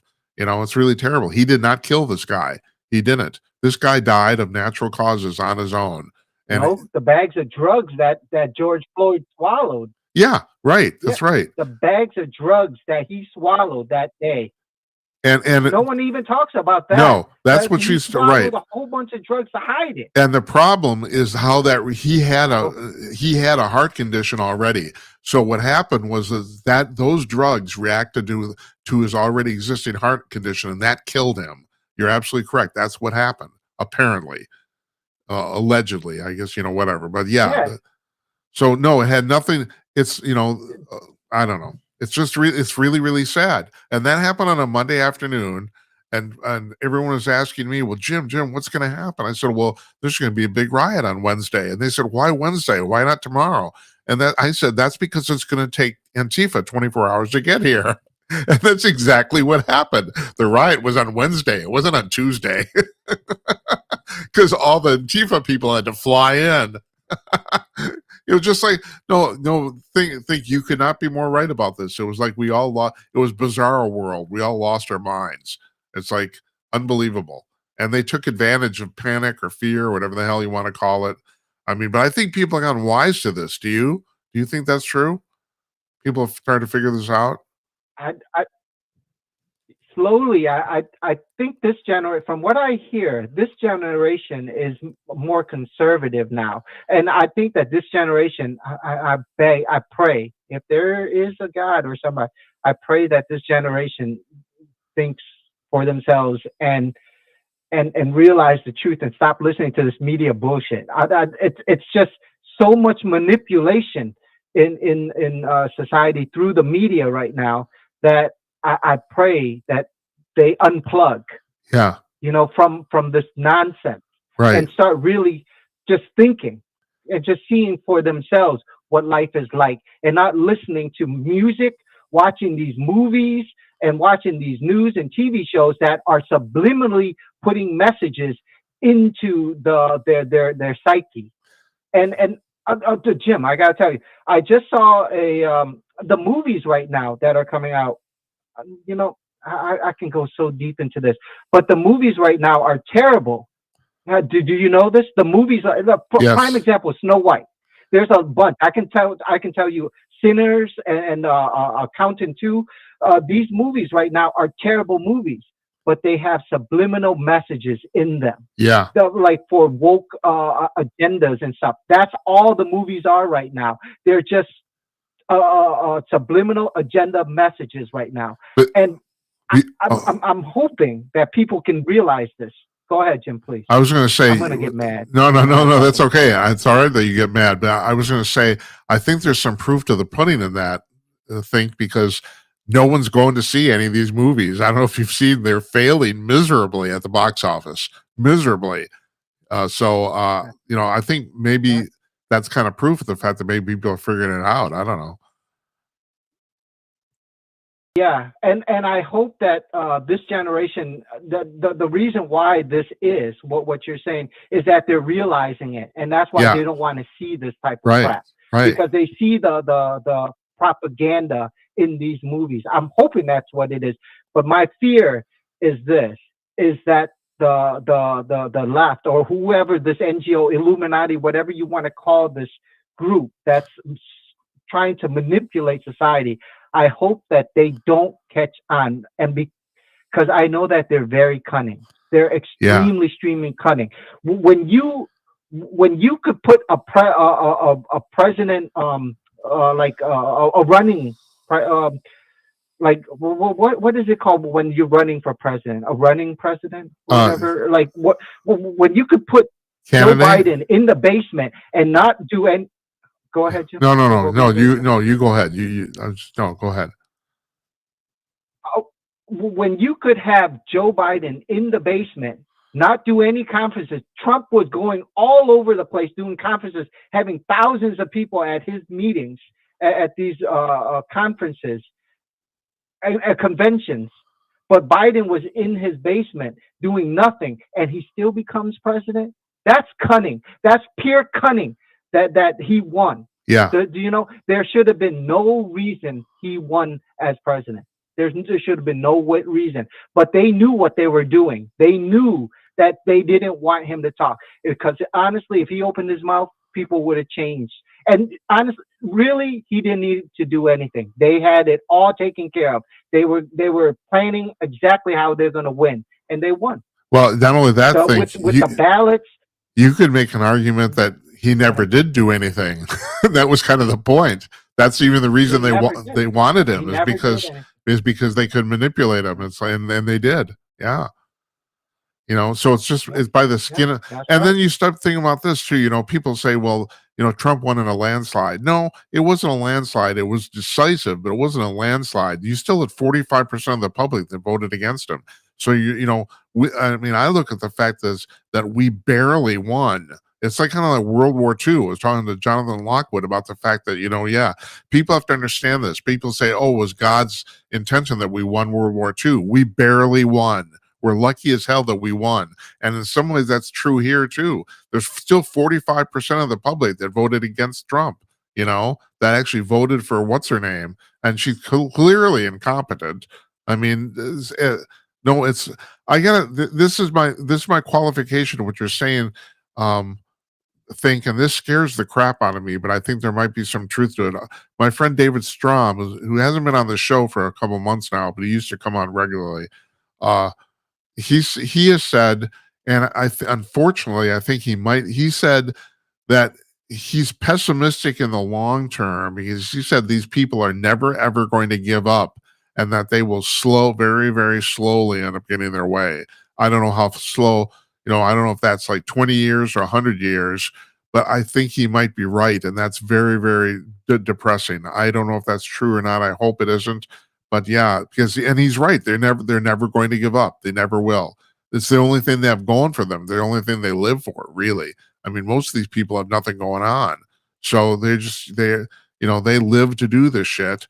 And they're just if they keep relentlessly pounding, they're going to slowly get their way. And I find that very depressing, but he might be right. I don't know. What do you think about that? Yeah. I pray that this generation has realized the manipulation that this whatever entity has been doing to them through the media, making them consume all this propaganda. My problem is the cunning that they know now that the generation knows that they've been using propaganda. So what are they doing? They're joining in. They're doing things like Gavin Newsom has a podcast because they know a lot of people listen to Joe Rogan. Yeah. So they're trying to duplicate what Joe Rogan's doing. And so they're having people like Newsom have his podcast now. Yeah, right. Which is more geared towards the left side. Do you know what I mean? Yeah. They're infiltrating the other side. I don't know how to explain this. No, that's my only fear. You're doing a good job. Super You're explaining it. You're doing a good job. No, you're explaining it just fine. People ask me all the time, how come there's no liberal talk radio? And the reason is because it's failed. Every time it's been tried. It's kind of like communism.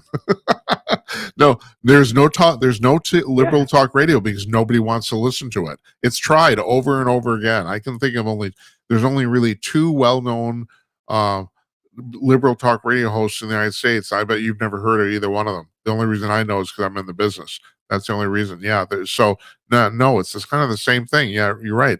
So they're going to try to do what Joe Rogan's doing, except they're going to use Gavin Newsom with this, which is kind of hilarious. But I don't know. But in the end, it's easy for me to laugh because I mean, you have a point there. I mean, there's still a certain number of people that still buy all this stuff.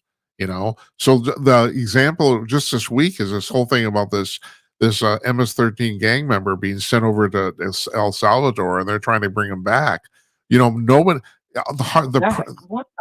the press doesn't talk about this. Think about the fact he's a Salvadoran citizen. In other words, they sent him home, and so all these congressmen and senators are going over there and trying to get this guy to come back, but he, what he, there, it's a sovereign country. You can't just go over there and ask him to release. He's not there as a prisoner of the United States. He's there as a prisoner of El Salvador.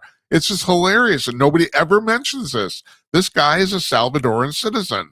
He came to the United States illegally. So you can talk all you want about the fact he has kids, about like he's a Maryland dad, all that bullshit. He came to the United States illegally, which means we have the right to deport him, and we sent him back to the country he's from. And so the president of El Salvador, he's just laughing at these people. They're not going to let him go. It's like somebody from France coming over to here and said, we demand that you let go of our French citizen. It's like, oh yeah, go screw yourself. No, it's not gonna happen. Okay. It's just, and no, but you're right about the manipulation of the press. That's never brought up. The press never discusses this at all. It's hilarious, absolutely hilarious. Yeah. That issue right there is another one that's just so damn weird. I've a bunch of senators are going to another country to bring back somebody accused of being in a very dangerous gang. And from what I know, I've heard that he beat up his wife and all this Yeah, other stuff. right, Where right. were these senators? Because there are American citizens that are wrongfully imprisoned. Where were they when these people were in prison? Yeah, that's You right. know, the wrongfully imprisoned people. But out of nowhere, they need to do this political theater to make to show the public that, hey, Trump is a bad guy. Right, He's caught out of the millions of people that he deported. There's one guy that's bad here. right. That's right. That was wrongfully deported, and so they got to make a big fuss about it. And I mean, if you want to know who the Illuminati is, look at these people right here. Yeah. They're part of it. They're, Yeah. they're being paid off by them. Right. We're slowly starting to see the face of this Illuminati group. I don't know what to call this group, Jim. I don't either. I don't know. I don't know. We're Yeah, seeing their face. I don't know who they are, but you're right. It's somebody. You're absolutely correct, and they're getting paid. I totally agree with you. Right. Yeah, we Yeah. are. They're finally There's no way. right. Yeah. Go ahead, Jim, please. No. You just said it. I mean, you're absolutely correct. I mean, I guess you could say I was reading something online today about Alex Soros, who is George Soros' son, who's basically taking over the Family Foundation. Which the Family Foundation is the organization that gives hundreds of millions of dollars of Soros's money to all these liberal groups, and people are talking about the fact that he's not quite as savvy as his father, which doesn't surprise me because he's a trust fund baby, so he doesn't know shit. And so this should be kind of interesting to see how he runs this, because the contention is he won't know how to run it. But well, I don't know. We'll see. Some of the stuff's hilarious, but you're absolutely right. There's a whole bunch of people that are on the take for a whole bunch of stuff. There's no doubt about it. We live in a country that's awash with money. And it's hard to tell that to people. To half the people who are in the country who are making minimum wage, but it's really true. I mean, there's so much money floating around; it's mind-boggling. And I don't know. I don't know. I'll tell you. I'll tell you this, Jim. 100. I'll tell you this. 100%. Sit back and enjoy the 4 years that we have with Trump. I think it's going to be the best 4 years ever. Right. Yeah, I think we're gonna. But afterwards, I don't know what's gonna happen. But the 4 years coming up, I think the economy is gonna be doing well. I know we're at a rough start right now, but I think the economy is going to be doing well. A lot of this corruption is going to be, and I think there's going to be a bunch of tax breaks and everything, all kinds of great stuff coming. Yeah. In the upcoming 4 years, just unless they kill him. Yeah, you have a point there. That's right. Unless they kill him, that's correct. Right. But as far as you're talking about the rough patch right now. So Trump is not stupid. He did all this stuff right away because this whole tariff thing is gonna take about a year to work itself out. So hopefully, and assuming that it succeeds, I've talked about this, and Murray Sabert agrees with me. There's a possibility something could go wrong here, but assuming this succeeds, it should be all done by spring of next year, which will mean that it'll be just everything when it comes to the midterms in November of next year should be hunky dory. So if the economies are, but you're right, over the next 12 months, this could be kind of shaky. But I'm assuming if I had to put money on it, I'm assuming this is going to work out. But yes, things could still go wrong, and he's basically betting his presidency on this because if things do go south on this, he's screwed. So, and we are too. So, I mean, Well, it's like, yeah, go ahead. what? Yeah, well, Elon Musk said it best. I mean, if we don't do something right now, the country is already bankrupt. Yes, that's It's correct. You're right. bad right now. That's right. Yeah, and Yeah. it's not going to get better. No, It's doing something, even if it's wrong, is better than doing nothing because you're going totally. downhill. You know Right. what I mean? You're An absolutely right. attempt to stop is better than nothing. You're absolutely Yeah, correct. it's, I couldn't argue. I would rather an attempt than nothing. Right. No, no. If it Go ahead, was Jim. any other person and and nothing was done, we'd be screwed already. You're absolutely correct.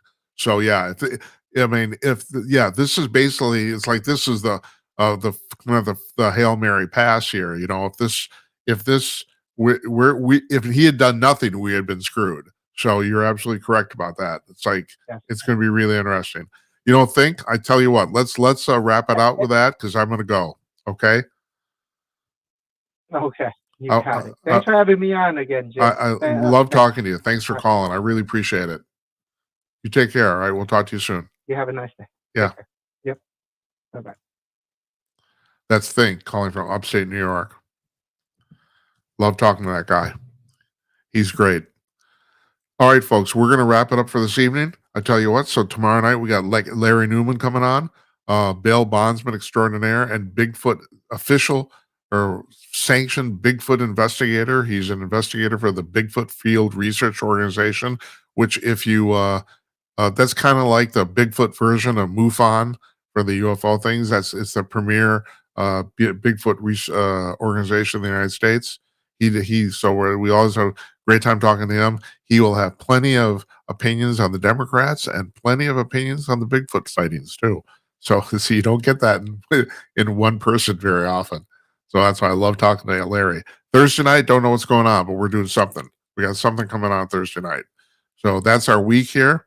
Once again, thank for calling, and the rest of you, you get you guys should call in. It's like but you don't. That's okay. That's all right. It's amazing. I mean, there are syndicated radio shows that are on 200 stations, and we get more calls than they do. So this is people don't really call in anymore. So don't feel bad. I'm not going to make you feel bad, but yeah. But anyway, you should anyway though. And like I said, you can call when we're not on the air. And then if you call 325 call Jim, you got 2 minutes to leave a message, and you can always send us a text 24/7 at 408-458-5088. So you can do that. So anyway, I want to thank again. I want to thank you for listening and watching. What am I talking about? We don't do audio only anymore. It's only watching. I started this program talking about how I don't want to wear makeup, and I don't. So we'll add more lights. Anyway, folks, thank you. Really appreciate you watching. Good night, Esperanza. Good night, Uncle Donnie. And good night to you, wherever you are. We'll see you tomorrow night, everybody. Take care.